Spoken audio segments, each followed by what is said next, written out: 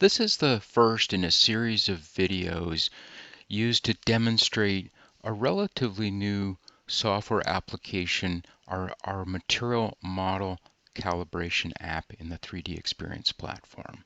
So the tool is available in the 3D Experience platform, and the intent of this software application or software app or simply app is to take test data from a material, a small specimen, like a dog bone specimen of material, to test it. And for use in Abaqus, one will want to create a math model or material model. And oftentimes those math models are some equational form with parameters, and we want to determine the correct parameters. So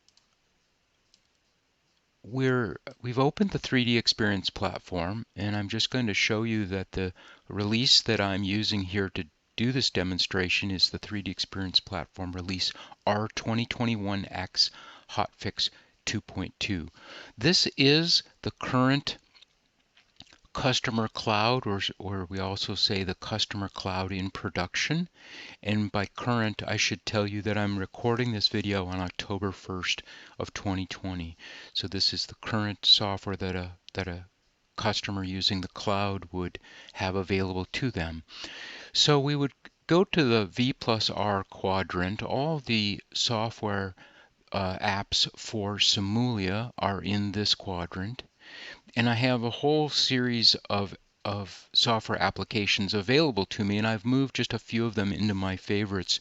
And the material calibration app looks like a small test frame like you'd see in the lab, and in a diagram of stress and strain, because we're in the test lab, we're recording things like time and stress and strain on small specimens. So I would click on that icon, and now we're in the app, and you can tell that because it says Simulia Material Calibration.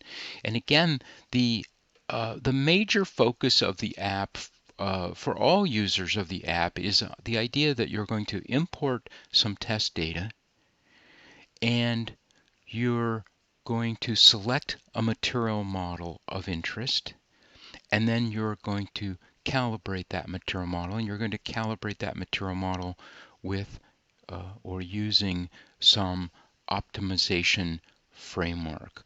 And as a first video here, this video is intended to give a fairly quick overview. We're going to keep the material model simple. We're going to show some rubber material test data, and we're going to fit a hyperelastic math model to it. And we're not going to dive deeply into things like the optimization backbone or framework of this tool. Again, this tool is generated to try to help both the Abaqus expert and the more part-time or novice user of Abaqus. So all of these icons are pretty much used from left to right, and many of the same icons are shown down here in the action bar. So the very first thing we'll do is read in some information from test data. I'm going to go out to my hard drive, and I'm going to click on this particular file. And in this, we're able to read from Excel, read from CSV files, and read from ASCII text files. And this particular data comes from a fairly famous professor named Treloar. Professor Treloar did a lot of research on rubber back in the 1940s and published many papers and a classic book on rubber. That test data is included in the Abaqus documentation benchmark 3.1.4, and that's where this part of the file name comes from. So we'll just open that file. And one thing we tried to do in this app is make the data import very generic. We don't want you to have to create additional files structured in a way to allow us to read in. We want to read in any particular files that you might have available. The tool does support the use of both time and frequency domain test data, and we'll say more about that in later follow-on videos. Anytime you're reading in test data, especially for elastomers or rubbers, people will talk about what deformation mode or mode of deformation the data comes from, and we'll talk just briefly about that as we import this data. You can accept the default name uniaxial, or I often abbreviate that just as simple tension, ST. And a few comments about importing the test data. We've tried to make it very simple, so I can just highlight the two columns like this, and on this tab of the data in Excel, I have some simple tension data, so that's why this mode of deformation is set to uniaxial. And we can say next. And on the next tab, we show you a little preview of the data so that you might recognize whether you've opened the correct file or not. The 3D Experience platform is a units-aware tool, and I have chosen to work in millimeters Newton megapascal. So, however, this particular data, as published in benchmark 3.1.4, is not in megapascals. It's the first column is strain, is nominal strain. You can set the column heading. If this had happened to be time, we could have done something like that, but it's in fact nominal uniaxial strain. But it is not in megapascals. It's we would come down here and say it is nominal uniaxial stress, and we would pick the particular units. And the units that Trelor used are these kilogram force per centimeter squared right here. So we would choose that one. It would show us the units in parentheses. We could say next, and on this tab we have a general notes area, and we will include some information here like the date of import and the file that it came from. And we would like to have time associated with any test data. So when there is not a column of time, we will recreate or reconstitute the time using one of three methods. The user can choose to use a strain rate, a total time, or a time interval between points. And I'll simply accept the default value of the strain rate.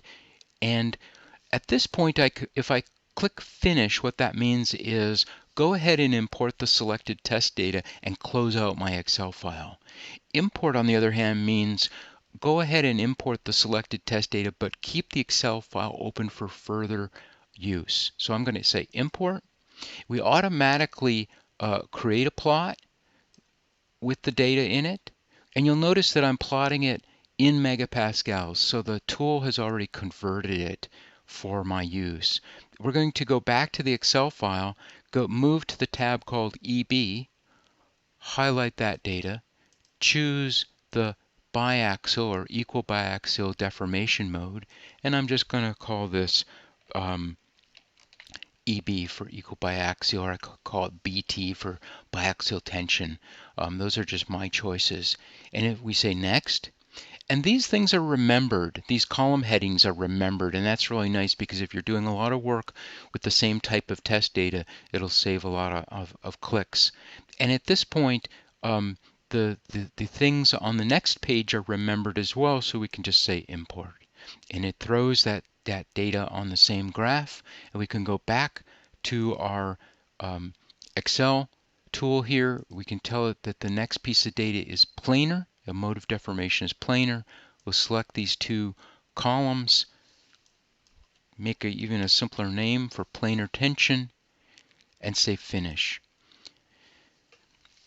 So there's all of our data that we've imported into the tool, and you can also see it in the spec tree.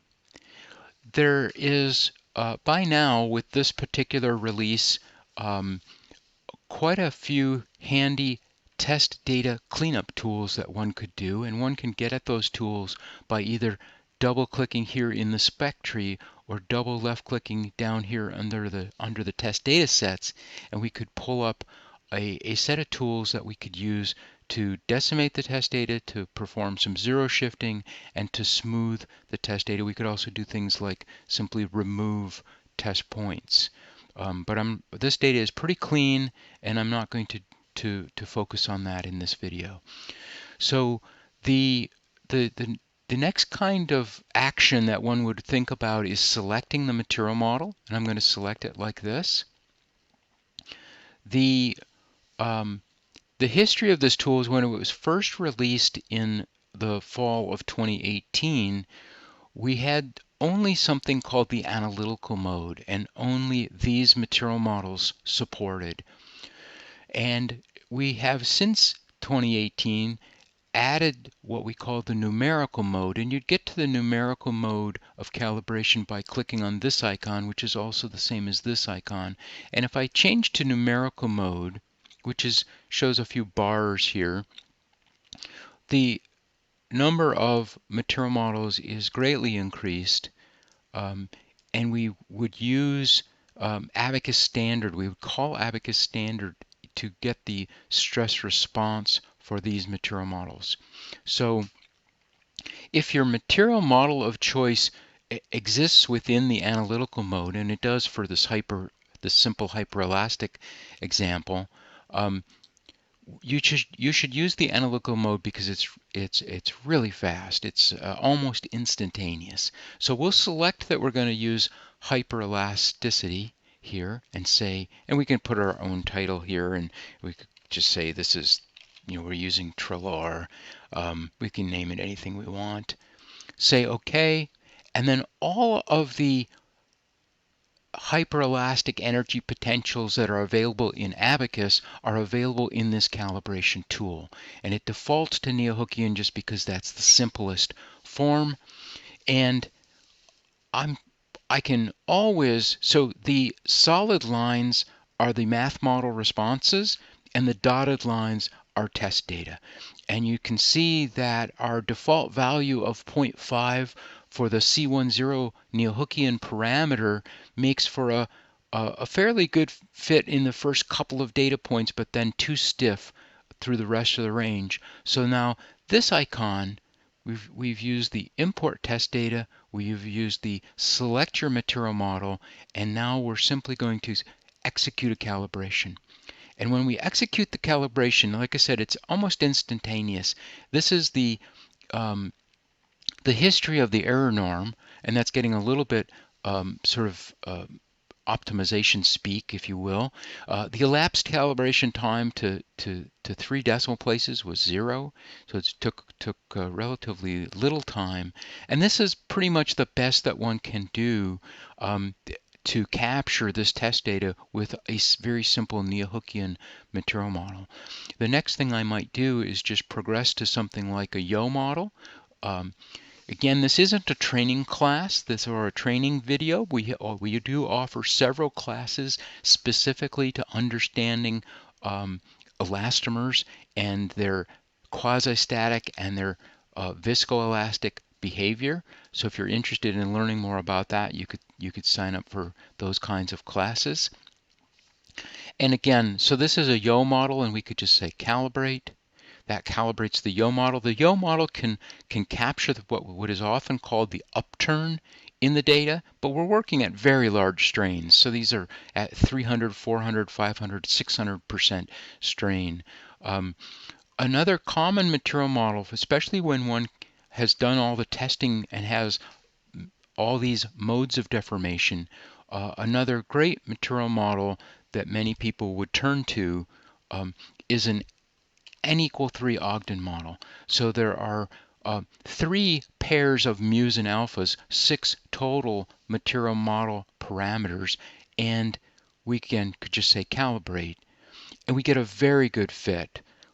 Most of the time in material model calibration, you're not expecting or you should not expect necessarily a line-on-line match of the math model to the test data, but we get about that here.